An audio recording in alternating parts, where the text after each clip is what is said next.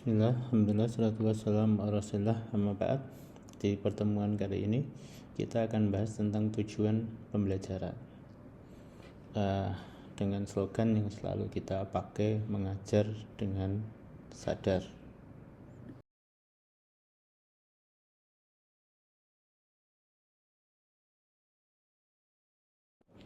Di tujuan belajar ini kita akan belajar tentang hierarki tujuan belajar.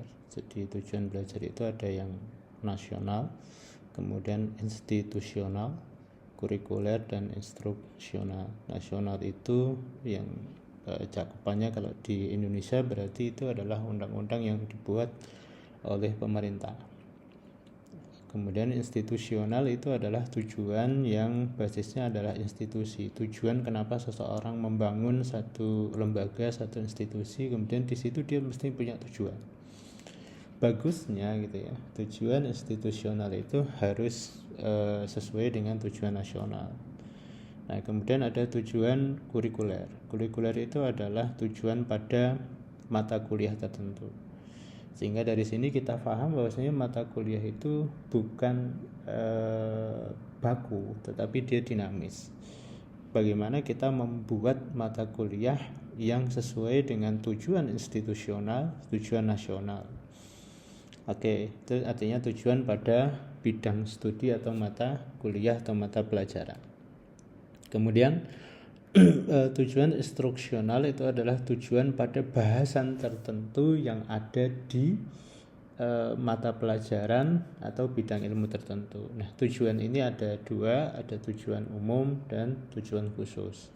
Tujuan umum itu sifatnya tidak operasional, sehingga dia tidak bisa diamati hasilnya setelah pembelajaran. Tetapi kalau tujuan khusus, maka itu dapat diobservasi setelah pembelajaran.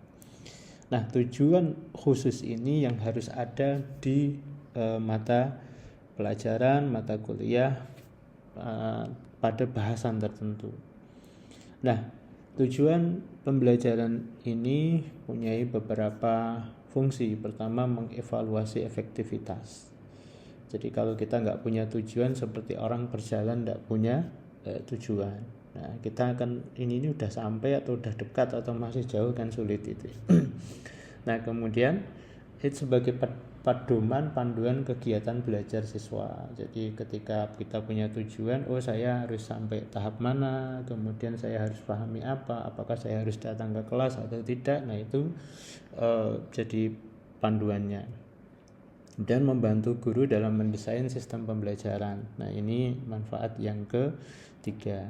Tentu kalau ada tujuan, kita akan mudah mendesain. Desain itu di situ nanti ada strategi, ada metode, dan seterusnya bagaimana sampai pada tujuan tadi. Tapi kalau tidak ada, ya kita tidak akan bisa mendesain itu. Ya, karena tujuannya aja nggak jelas itu ya. Kemudian menjadi kontrol, menentukan batas-batas dan kualitas pembelajaran. Artinya kalau kita punya tujuan, maka ini tidak sesuai dengan tujuannya. Kalau saya ajarkan ini, ini yang dituntut pelajaran itu bukan itu, begitu ya. Jadi di situ kita akan memahami, ternyata ini salah satu fungsi dari tujuan sebagai kontrol. Nah, ada satu tokoh namanya Mager. Dia mengatakan tujuan pembelajaran itu bentuknya dua. Satu, perilaku yang hendak dicapai. Jadi nanti hasil tujuan itu harus wujudnya adalah perilaku. Makanya sebagian orang menyebut dengan al-ahdaf as-sulukiyah. Jadi tujuan perilaku. Nah, yang kedua itu adalah bentuknya kompetensi. Jadi apa yang bisa dikerjakan oleh siswa, apa aktivitas yang bisa dilakukan oleh siswa dalam ketika dia sudah selesai melakukan pembelajaran tadi. Untuk hierarki tujuan kita lewati karena tadi sudah kita bahas. Kemudian tujuan pendidikan nasional itu di sini ada panjang. Nah, ini sebenarnya orang tidak perlu berdebat tentang tujuan pendidikan nasional. Apakah kita harus sesuai undang-undang atau tidak? Kalau kita baca di sini, maka seluruh pembelajaran di Indonesia itu sesuai undang-undang, kecuali satu yang jelas menentang Pancasila. Tapi siapapun yang bangun di Indonesia satu lembaga ya tentu dia tidak akan menentang Pancasila. Tetapi kalau menginterpretasi Pancasila tentu dia akan itu hak lembaga gitu ya. Jadi karena memang sejak dari dulu interpretasi Pancasila itu tidak tunggal.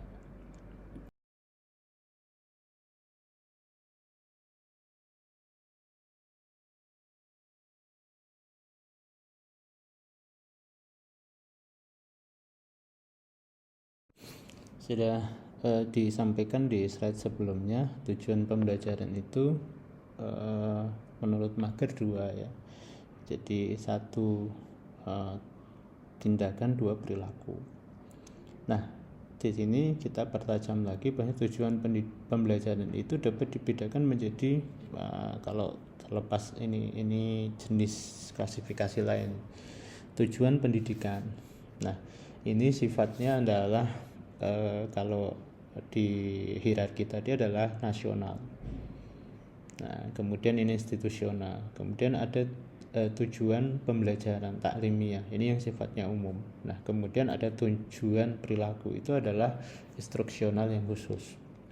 Nah, ketika kita mau membuat tujuan pembelajaran, para ahli, para pakar sudah membuat desain. Jadi ketika membuat tujuan instruksional khusus, maka dia harus memenuhi A, B, C, D. A itu adalah audiens, siswa yang akan belajar. 2, behavior, B. Jadi perilaku spesifik yang dituju munculkan ketika proses belajar selesai. Jadi setelah orang mengambil satu mata pelajaran, misalkan matematika, misalkan tahsin, misalkan tahfidz, maka dia nanti kira-kira punya perilaku apa, punya kemampuan apa. Yang kata Mager tadi adalah kompetensi atau punya perilaku apa. Kemudian perilaku ini mencakup, nah ketika kita membuat perilaku maka harus pakai kata-kata yang operasional. Jadi kata kerja dan objek. Di situ ada kata kerja yang harus operasional, kemudian ada objek. Misalkan siswa memahami itu tidak operasional, tetapi siswa menjelaskan itu operasional. Nanti silahkan dicari di internet kata-kata operasional berbasis taksonomi Bloom. Nah, taksonomi Bloom itu ada di sebelah kiri di gambar itu. Nah, ini pakai bahasa Arab. Nah, dia ada 3 level, ada kognitif, ada afektif, ada psikomotorik. Jadi sebuah pembelajaran itu harus membuat perubahan pada kognisi. Jadi kemampuan berpikir seseorang, kemudian pada afeksi, kemampuan pada bersikap, menyikapi, nah itu afeksi. Kemudian dia harus membuat psikomotor. Jadi pada perilaku psikomotor dia harus mampu bergerak. Nah, gerakan itu ada 2, ada psikomotor halus dan keras. Nah, behavior ketika seseorang itu membuat tujuan, misalkan siswa mampu menjelaskan. Nah, menjelaskan itu kognitif. Nah, itu kognitif. Siswa mampu sholat. Nah, sholat itu melakukan sujud, misalkan mampu melakukan sujud, itu psikomotorik. Nah, itu ya. Kadangkala kata kerja itu ada objeknya, kadangkala tidak. Nah, ketika dalam kasus kognitif rata-rata dia butuh objek. Nah, kemudian condition C. Condition itu adalah batasan atau alat yang digunakan oleh siswa saat dites. Misalkan begini, mahasiswa mampu menjelaskan dengan detail. Kata dengan detail itu adalah batasan. Atau kalau dia mampu menjelaskan secara global. Nah, secara global itu adalah batasan. Oke. Sesuai teori A. Nah, itu batasan gitu ya. Jadi misalkan mampu menjelaskan teori konsep tafsir sesuai pendapat Imam A gitu ya. Itu batasan gitu ya. Nah, kemudian atau dengan alat, misalkan siswa mampu menjelaskan pembelajaran dalam bentuk audio, dalam bentuk visual. Nah, itu kira-kira beberapa alat yang digunakan. Oke, kemudian degree, tingkat keberhasilan siswa yang diinginkan. Jadi degree itu apakah menjelaskan, apakah menganalisis, apakah understanding, apakah kalau di sini kita apakah tazakkur, apakah fahmun, apakah tatbik. Tazakkur itu mentioning, nah, kemudian fahmun itu understanding, kemudian tatbik itu applying, kemudian tahlil itu analyzing atau analisis, kemudian target desain, takwim evaluasi. Nah, oke ya.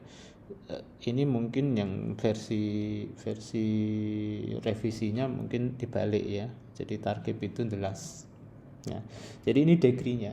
Artinya ketika kita membuat tujuan itu nggak sembarang bikin saja, tetapi harus ada ukuran tertentu. Nah, kata kerja harus operasional sesuai kriteria taksonomi Bloom. Objek menurut Caldwell itu ada fakta, konsep, prosedur, dan metakognitif. Metakognitif itu sebagian menyebutnya sikap. Oke, kita akan eksplor lebih jauh nanti.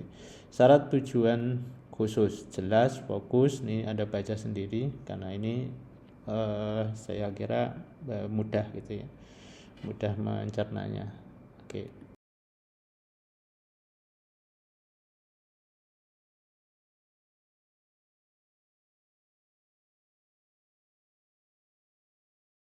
Oke, di sini saya kasih beberapa contoh saja tentang bagaimana cara membuat tujuan. Nah, nanti silahkan kita akan praktek secara bareng-bareng itu. Misalkan di bidang kognitif. Nah, di situ ada siswa memperdengarkan surah An-Nas secara gaib dalam waktu 2 detik. Jadi ada siswa, ada A.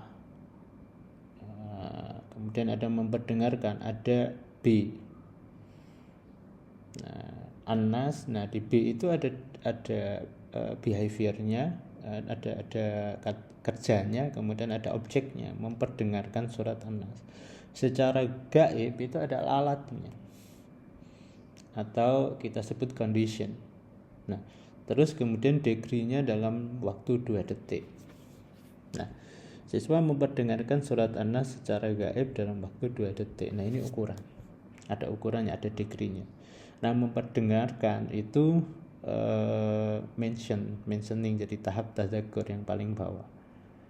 Nah, contoh yang lain misalkan ya, siswa mampu menerapkan matlayin pada surat Quraisy di depan siswa lain dengan tepat.